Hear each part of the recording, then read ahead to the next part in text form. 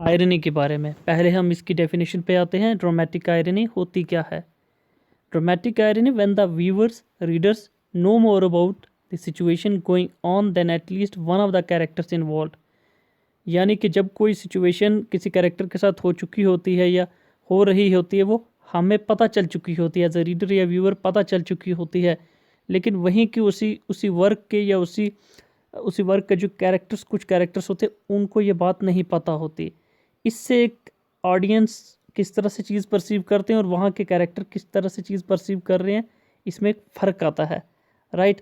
For example, एक इंसान, हमें पता है कि उसने दूसरे के लिए कुछ प्लानिंग की है ऑलरेडी, कुछ इवेंट से हमें पता चल गया, लेकिन जिसके बारे में प्लानिंग हुई है उसको नहीं पता, और जब वो उसे मीठी मीठी बातें करता है तो बड़ा एक इफ़ेक्ट प्रोड्यूस होता है लिटरेचर में, क्योंकि हम वो जान चुके होते हैं कि इसके साथ अब कुछ बुरा करने वाला है, क्योंकि हमने उसको पहले ये प्लान करते हुए देखा था। बट वो जो कैरेक्टर है वो उसको ये चीज़ नहीं पता है।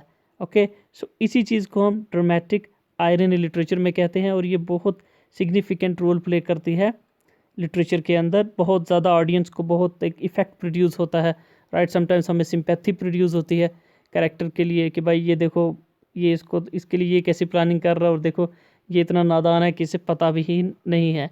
और इसी तरह की कुछ एग्जांपल यहाँ पर भी हमने दी हुई है स्लाइड पे। For instance, if we know that one character is having an affair when that character speaks to their spouse, we will pick on the lies and double meanings of their words, while the spouse may take them at face value, right? So dramatic irony is one of the significant literary devices in the literature, in the English literature. So everybody must be having knowledge about this. Anyone who is literary enthusiast or one who is involved in the subject of the English literature, right? So this plays a significant role when it comes to writing any literary work. Thank you very much. Meeting you with another video.